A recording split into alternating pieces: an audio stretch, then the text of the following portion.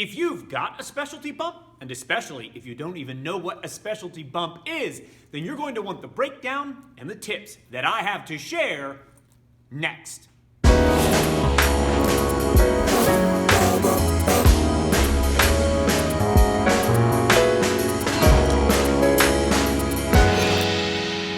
I'm Mike Quackenbush, this is Till We Make It, and throughout my career, I have been really fortunate.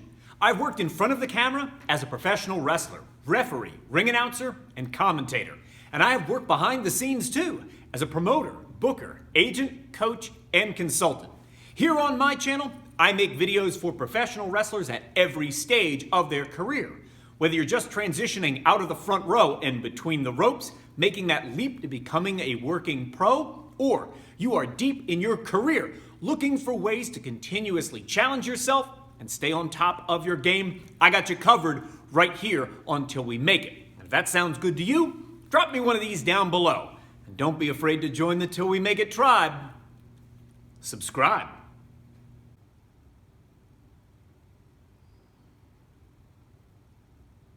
Today, I want to talk about specialty bumps, and we should probably just start by defining the term a little bit. Chances are, when you are a beginner-level trainee, you're going to learn the 5 fundamental bumps. You're going to learn 4 ways to fall on your back and 1 way to fall on your front. And those are fundamental bumps. They're basics. That's not what we're talking about. A specialty bump is an unusual, unorthodox, or proprietary, that is to say, it belongs specifically to you, way of taking a bump. So, what are some specialty bumps? Here are a few examples to help draw it into clarity.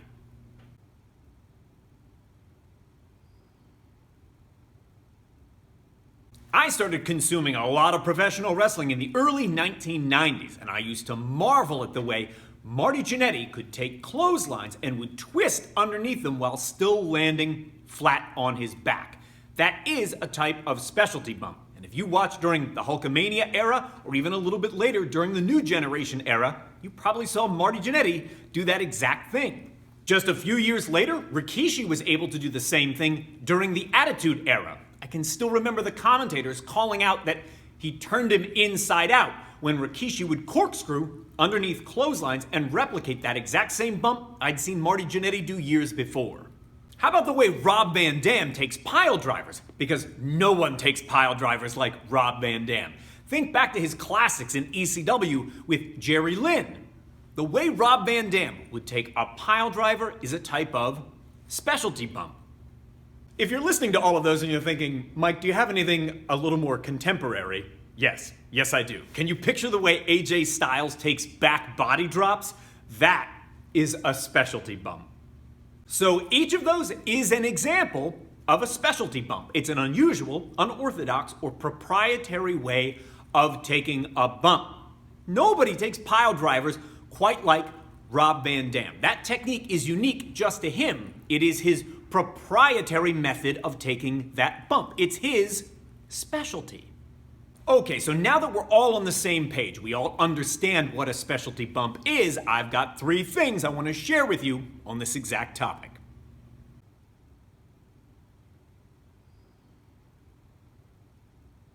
So up first, if you have a specialty bump and it is honed to the point that it is show ready, introduce that into the conversation the very first time you and your opponent sit down to discuss the match. So let's use the example of that specialty bump from the back body drop, like AJ Styles does. If you happen to possess that skill, then during that first conversation about the match, don't be afraid to raise that topic maybe in this way. Hey, I can take a great looking bump off a back body drop if you feel like doing one in the match. All I'm gonna do is shift my post a little bit higher up onto your shoulder blades, but it makes it look like $1,000,000. By offering it in that way, a way that puts you in service to the other person in the match, right? You are putting your body on the line to make them look good. It's a great place to start that conversation from.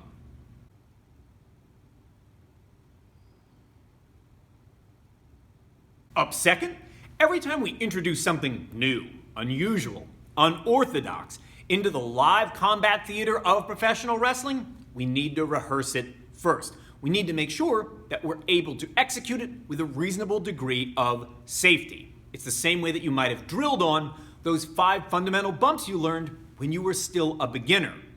If you have a specialty bump, but the end result is every time you perform that, you are getting hurt, you are injured by the execution of it, it is not yet show ready. It might be if you continue to hone it and continue to practice that specialty bump, but until you are able to do it with a reasonable degree of safety so that the impact does not feel substantially different from any fundamental bump that you do, you don't yet have a specialty bump on your hands, my friend.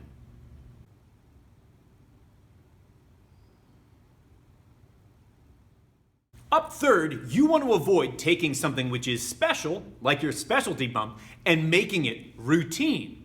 What is routine cannot be special, and you can make your specialty bump seem far less special if you perform it in every single match. Because if you're doing it all of the time, it becomes routine. It's no longer special. You've got to protect that.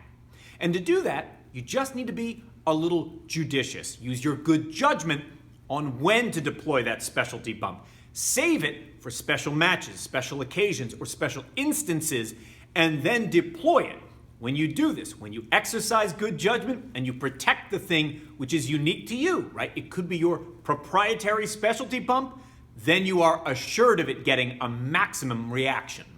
You've probably noticed that my beard is looking a little more robust, that it's a tad burlier than usual, and you're not wrong, my friend. Let me tell you a story. At the top of the month, I went to see the guy that takes care of my hair and my beard, and he asked me, "Mike, are you participating in the Movember movement?" And I had no idea what this is. He told me that for the month of November, it's my responsibility to grow my facial hair out. That's the Movember movement. It draws attention to important topics of men's health, both mental and physical. And I took this challenge to heart. But now here I am with about 3 weeks growth, and I really wonder whether or not this has drawn any attention to important topics of men's health.